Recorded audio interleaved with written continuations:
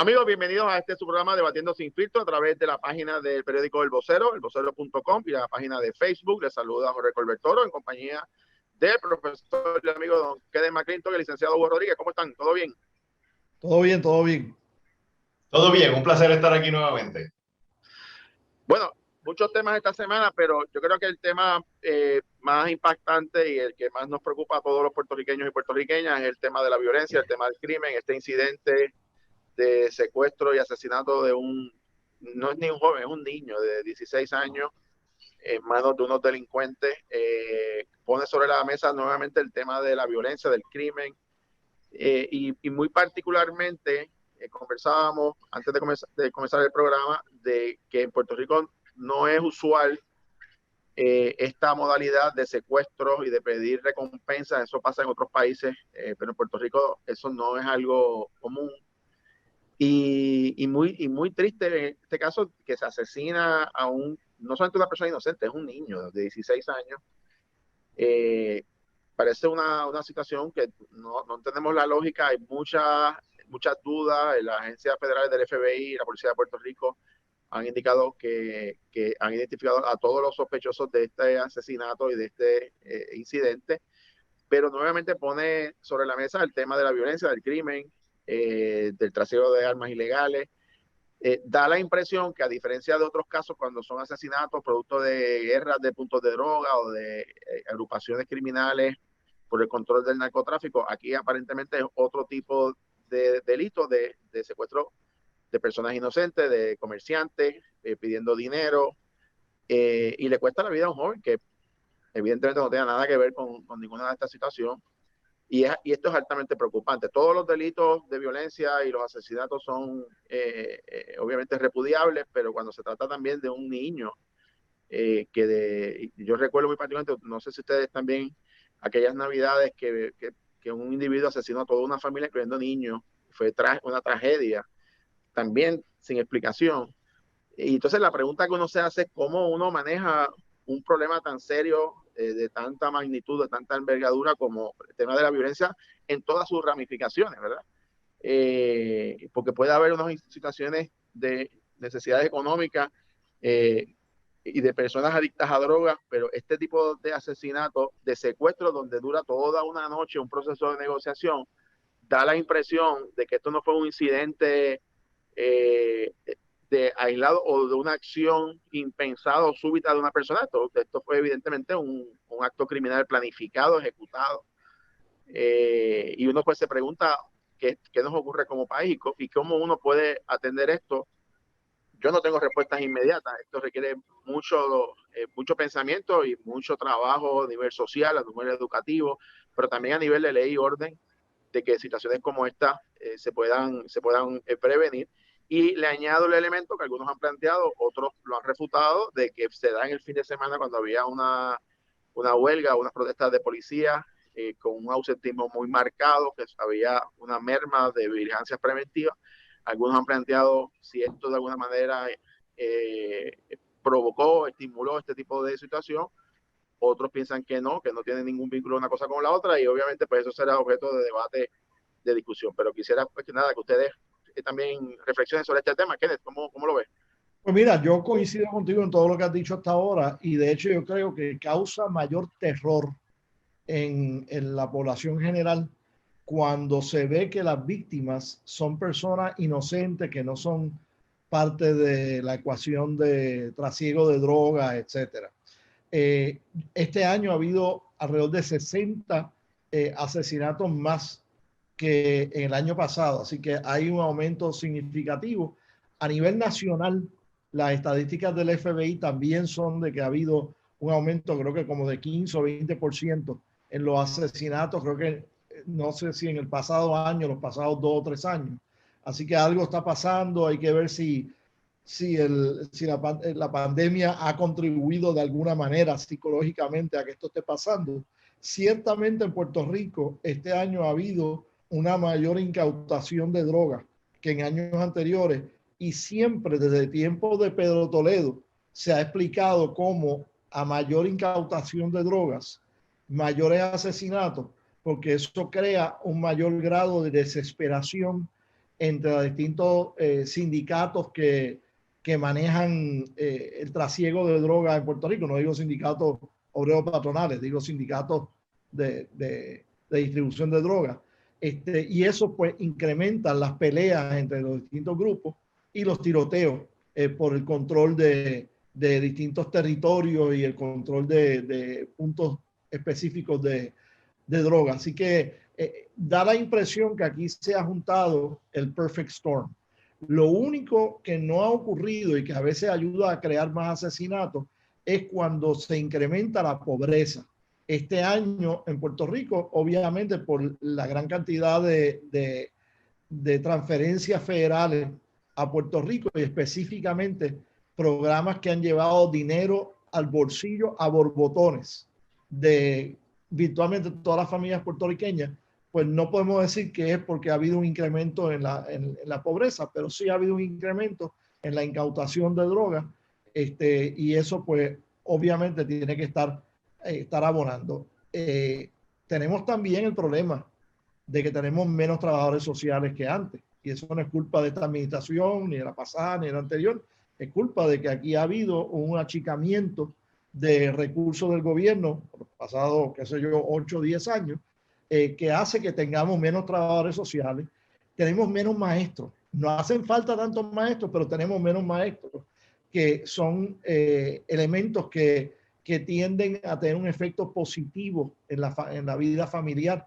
Tenemos menos policías también, y policías, no hay que analizar si meramente los policías están en la calle dando protección o si hay menos investigadores criminales también. Así que aquí se están juntando toda una serie de factores que deben ser estudiados lo más pronto posible para hacerle, y yo sé que Hugo no le va a gustar, pero para hacerle a la Junta los planteamientos que haya que hacer para que suelten mayores recursos, para que podamos asignar los recursos, para que haya más trabajadores sociales, para que haya más maestros, para que haya más policías, para que haya más investigadores criminales, para que podamos buscar solución a todo esto.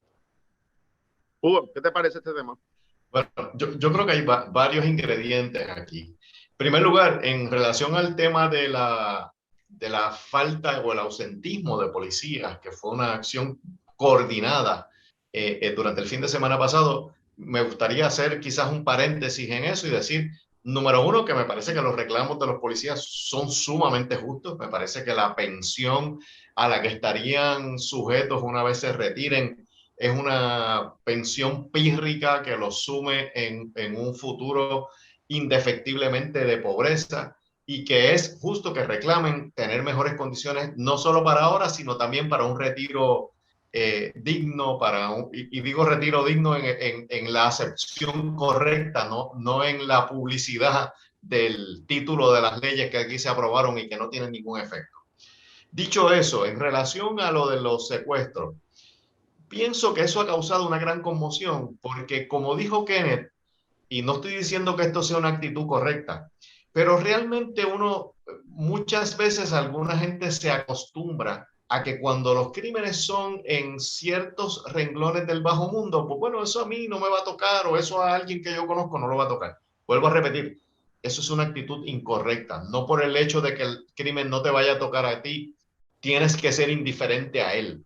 Pero cuando se trata ya de elementos criminales que se salen de esa perspectiva de una venganza por el trasiego de drogas, de una cuestión de que cobrar con una balacera la deuda de droga, el tener una rencilla con alguien que se metió en el punto que no tenía que meterse, cuando eso trasciende, vuelvo a repetir, no quiero parecer aquí como que si eso fuera no me importa, y si se sale de ahí sí me importa, pero cuando eso trasciende esa frontera, obviamente la sociedad en general se conmociona más que cuando son ese tipo de crímenes.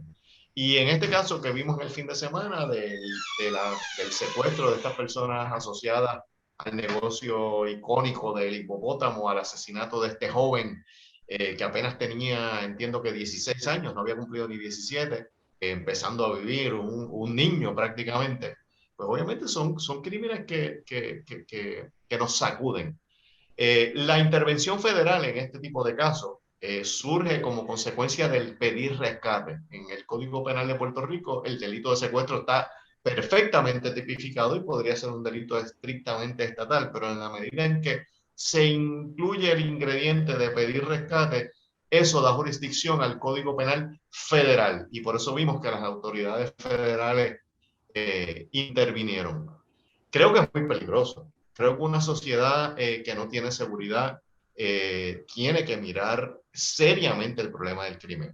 Y creo que mirar seriamente el problema del crimen no es meramente mirar las condiciones de los policías, que sí son importantes. No es mirar si la policía tiene equipo, que sí es importante. No es mirar si la policía tendrá un buen retiro, que sí es importante, sino mirar también las condiciones sociales y educativas que fomentan que esas raíces de la criminalidad se ríen a través de la sociedad puertorriqueña. Y creo que en la medida en que uno pueda enfocar el problema del crimen no como una solución a corto plazo, que vuelvo a repetir, es importante, sino una solución más a largo plazo, viendo las condiciones sociales, viendo las condiciones educativas que fomentan el crimen. En esa medida, pues creo que seremos más efectivos en combatir no solo esta manifestación del crimen, sino cualquiera de sus manifestaciones.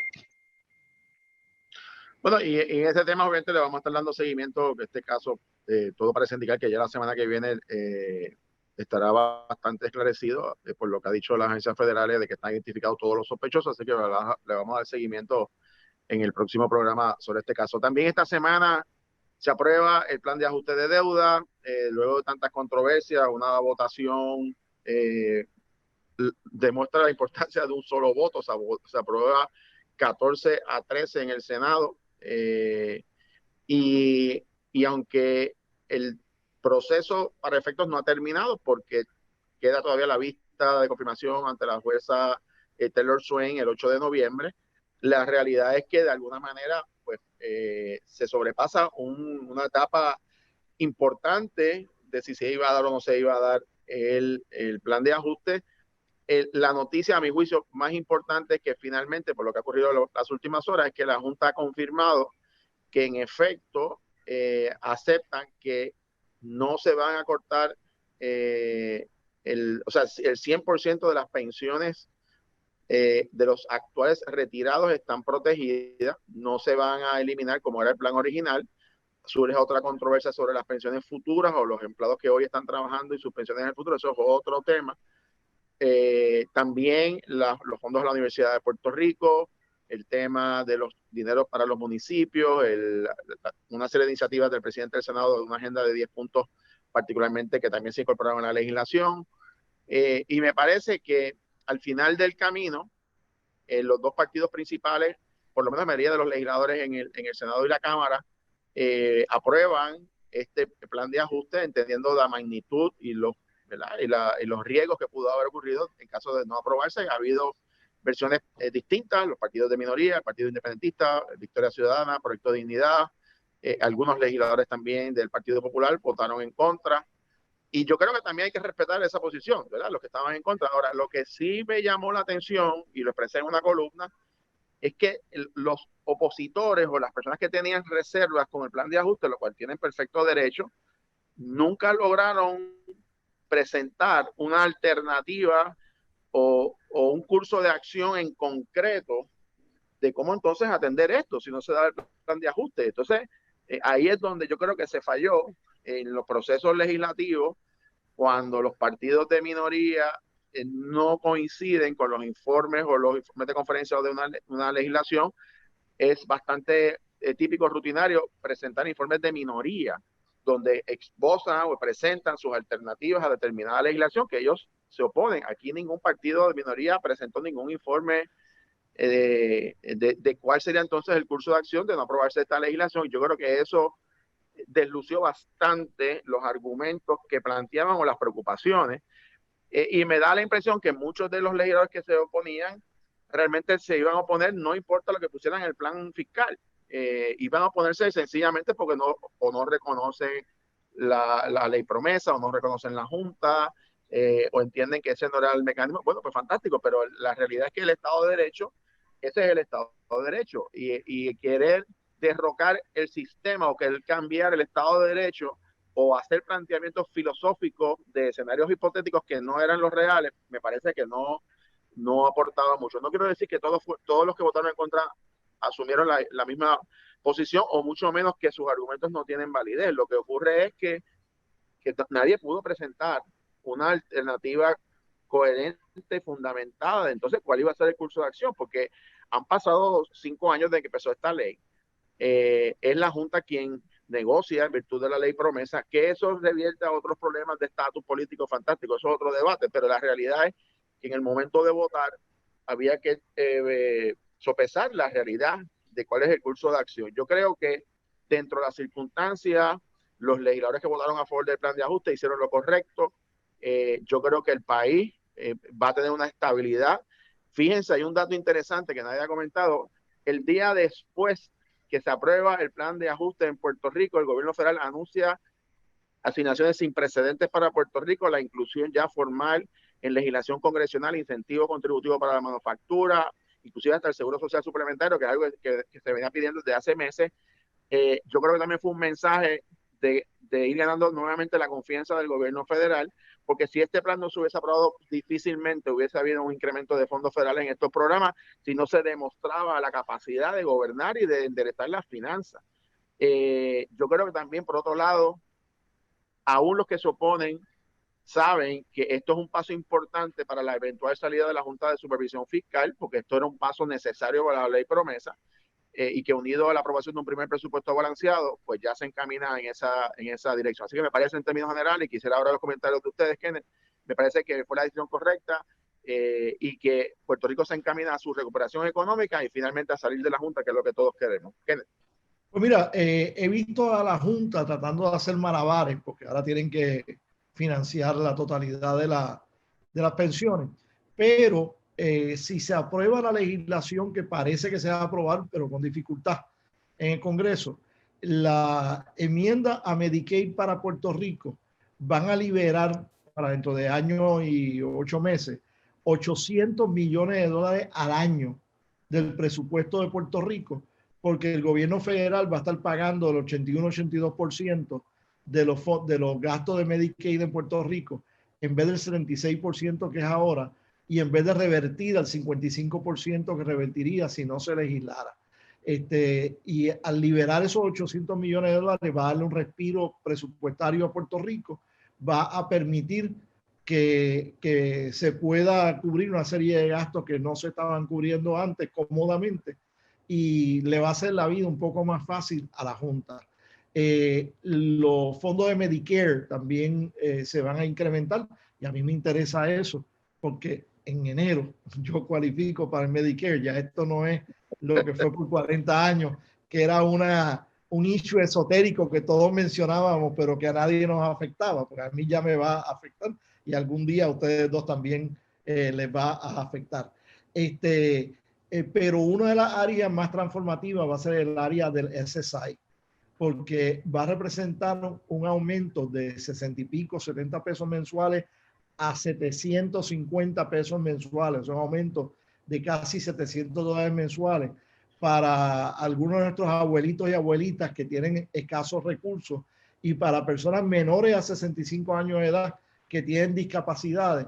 Y ya 700 pesos mensuales más es una cantidad de dinero transformativa que te puede sacar de la pobreza a la clase media baja, a la clase media baja, a la clase media, y puede mejorar tu calidad de vida.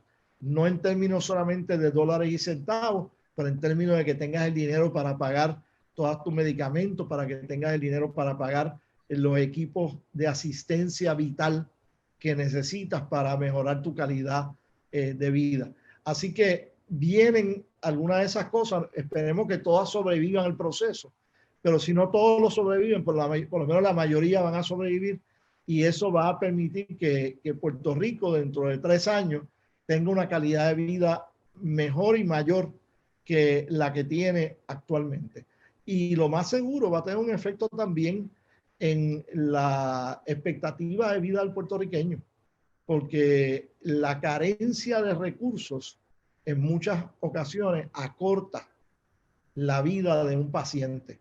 Así que a medida que tengamos mayores recursos, nuestra expectativa de vida, que de hecho es mayor que la de la nación, va a incrementarse aún más. Aunque ahora mismo la expectativa de vida del puertorriqueño y la expectativa de vida de nuestros conciudadanos del norte se está reduciendo entre medio y 1 año y medio, dependiendo de distintas clasificaciones, por culpa de las muertes que han ocurrido con el COVID. Así que es un área donde necesitamos ayuda y a todo el mundo le gusta vivir un poquito más, aunque tengan una creencia de una vida eterna posterior, pero quieren posponer el comienzo de la vida eterna lo más posible, alargando la vida física aquí en el plano terrenal. Hugo, cuéntanos, ¿cómo ves el tema del plan de ajuste? En términos del contenido de por qué uno se podría oponer a ese plan de ajuste, yo tengo varios comentarios y creo que la gente del Partido Independentista ha subrayado alguno de ellos. El primero me parece que es que no trata de manera equitativa o igualitaria a todos los que son acreedores del gobierno. Y con esto lo que quiero decir es que hubo personas, como por ejemplo las cooperativas, como por ejemplo personas retiradas puertorriqueñas, como por ejemplo personas que les sobraron alguna cantidad de dinero modesta de alguna transacción, de alguna venta de una casa, etcétera, que compraron bonos de Puerto Rico y los compraron a 100% de lo que el papel decía. Y esas personas, al ser tratadas en este plan de ajuste, van a recibir una merma en su prestación. Porque hay un ajuste, porque hay una reducción. Vamos a decir que yo puse $100 y voy a recibir 70, pues tengo una reducción de 30%, 30 pesos por cada 100. Y esos son tratados iguales que los que compraron ese mismo bono a personas que se asustaron, a personas que lo vendieron en el mercado secundario, etcétera, y que en vez de comprarlo a $100, que era lo que el papel decía, lo compraron a $20 o a $30. Esos que compraron a 20 o a 30 o a 35 van a recibir el 200% o el 200 y pico por ciento de su inversión. Y yo creo que uno de los defectos que tiene este plan es no hacer los debidos pesos y contrapesos para equiparar las prestaciones de unos y otros. El segundo elemento que creo que se ha aquí magnificado es el que se ha tratado de decir que la Junta se arrodilló ante la Asamblea Legislativa y que la Asamblea Legislativa logró un gran retroceso de la Junta. Yo pienso que no. Hay una sección en esa ley que establecen claramente que la ley sigue siendo sujeta a los poderes de promesa. Y dicho sea de paso, en la vista que hubo en el tribunal en el día de ayer lunes, la Junta dijo que iba a presentar un escrito en el cual iba a explicar cuál era su interpretación de hasta dónde tenían que llegar con esa legislación. En tercer lugar, los mismos números que presenta la Junta establecen que nos corremos el riesgo de que en la próxima década, que eso es ya mismito, volvamos a tener que recurrir a una segunda quiebra y eso creo que es un gran problema. Y eso nos lleva a un cuarto punto que es probablemente el más importante de todos, y es que hay un reto muy grande de la legislatura, del gobierno ejecutivo, etcétera, de con la estructura limitada que tenemos en el presente, generar un desarrollo económico que le provea al gobierno los ingresos suficientes, no meramente para pagar la deuda, sino para que Puerto Rico pueda desarrollarse, para que la calidad de vida de los puertorriqueños mejore. Y creo que ese es el gran reto que tenemos ahora mismo por delante.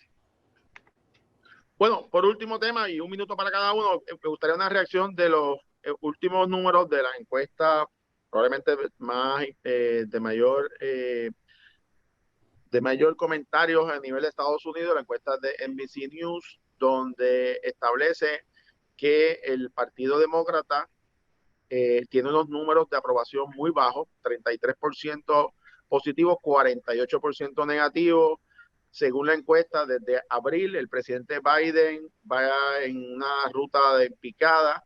Se plantea que desde aquel incidente que todos recordamos de la salida de Afganistán, recuerdan las personas que se agarraban de los aviones y cayeron al vacío, todo aquel desastre de la salida del presidente desde ahí en adelante ha sido una caída al aire libre, como decimos, de la agitación demócrata, que se incrementa ahora con el hecho de que los propios demócratas en su división interna entre más liberales y moderados o conservadores no logran aprobar legislación de infraestructura, de ayuda social, y en ese sentido, de hecho, precisamente hoy, me corrige Kenneth, hay votaciones en el estado de Virginia donde básicamente el candidato demócrata que estaba al frente en todas las encuestas del último mes, básicamente ahora está en fracciones por debajo del candidato republicano. Esto tiene un gran efecto sobre la imagen del Partido Demócrata, y esos números de mantenerse como están son muy similares a los que ocurrió en diciembre del 2009,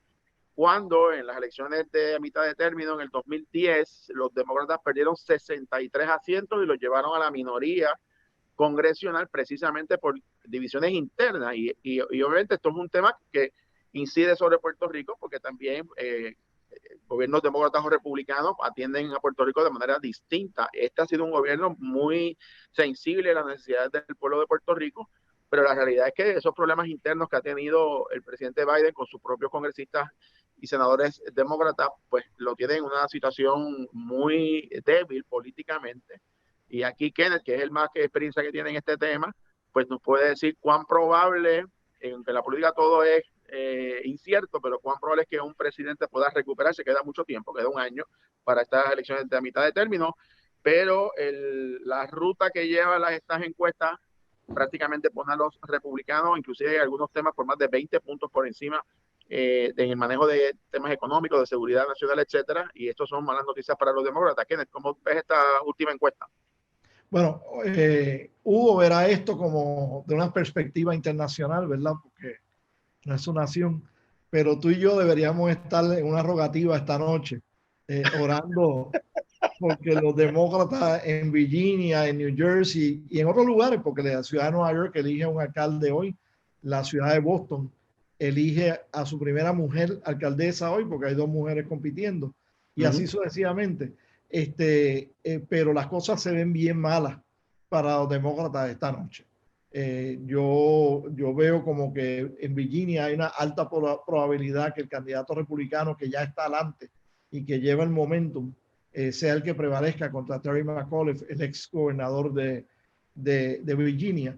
Y veo a afroamericanos quedándose en su casa y no saliendo a votar por el Partido Demócrata. Eso me preocupa particularmente porque en los últimos 3 o 4 años los candidatos legislativos del Partido Republicano y los gobernadores republicanos han estado haciendo esfuerzos por aprobar legislación para quitarle el voto a los afroamericanos, y que en un día como hoy un afroamericano deje de ir a votar cuando puede que sea la última vez que va a poder votar libremente ante la legislación que presentarán los republicanos si salen victoriosos entre sus legisladores y gobernadores, es particularmente triste. Así que si alguno de ustedes conoce a alguien en Virginia o en New Jersey, una vez terminemos esta conversación, llámelo, porque hay estados donde se puede votar hasta las 9 de la noche, que salgan a votar demócrata esta noche. Hugo, estos números interesantes en la política de Estados Unidos, el presidente Biden pues está en esa mala racha. ¿Cómo ves el análisis político de la política de Estados Unidos? Bueno, yo pienso, como dijo Kenneth, eso para mí es como política internacional, aunque tenemos un vínculo, es lo mismo que si estuviera analizando las elecciones de Francia quizás. Pero bueno, quiero decir lo siguiente, en esta época que es, como dijo María Vargas Llosa, la época de la civilización del espectáculo, hay unas cosas que privan sobre otras. Me parece, número uno, el elemento que tú trajiste, Jorge, cuando planteaste el tema de esas imágenes tan fuertes de la salida de Estados Unidos de Afganistán, que no puede verse de otra manera como un fracaso, como una especie, como que no salió como lo planificado. Creo que eso tuvo un gran peso. Pero pienso además, y esto es algo triste, que la edad de Biden, la falta de vitalidad, la falta de, como dicen los abogados, un cierto demeanor de cierta autoridad, vitalidad, entereza, eso que no necesariamente corresponde con el contenido de sus políticas, o que necesariamente corresponda con el contenido de su intelecto, pero esa visión, esa imagen en esta época de la civilización del espectáculo creo que tiene un gran efecto. En el siglo pasado, Estados Unidos tuvo un presidente en silla de ruedas que fue sumamente exitoso, sumamente respetado. Estuvo en la presidencia hasta en épocas muy álgidas como de guerras mundiales. Y que pienso yo que en una época como la presente, en donde la imagen, en donde la televisión, en donde las redes sociales llevan tan lejos la cuestión de la imagen, pues quizás no hubiera sido tan exitoso. Y creo yo que esa superficialidad a veces permea lo que es la política, no digo yo meramente de Estados Unidos, sino también de otros lugares. Sin duda alguna, y obviamente, pues, esto, la semana que viene vamos a tener los resultados de estas votaciones y vamos a poder ver si aún donde los demócratas puedan ganar, que sean lugares fuertes demócratas, si hay una merma en términos del respaldo al Partido Demócrata, pueden ser señales inequívocas de que hay un problema ¿verdad? En toda la política de Estados Unidos, que es altamente probable según esos números, y vamos a estar haciendo la encuesta de rigor. Y también la semana que viene es importante porque estamos ya básicamente, Kenneth y Hugo, a casi ya 3 años básicamente de las próximas elecciones, y hay múltiples temas: el tema del estatus, el tema de lo que va a ser aparentemente el Congreso de Grijalva va a ser un intento de aprobar ambas medidas en su comisión en este mes de noviembre. Así que tenemos tela para cortar para la semana que viene en estos interesantes temas de la política de Puerto Rico y también en Estados Unidos. Gracias, Amos, por haber estado. Y termina también la legislatura la semana que viene. Sin duda alguna, el día 16 termina la presente sesión, a ver cómo termina esta segunda sesión ordinaria, y también faltan unos nombramientos que entiendo también van a estar bajándose en los próximos días, así que tenemos para la semana que viene muchos temas para el análisis de este programa Debatiendo Sin Filtro. Gracias, Kenneth, gracias a Hugo por haber estado esta noche. Será hasta la semana que viene. Que pasen buenas noches. Buenas noches. Buenas noches.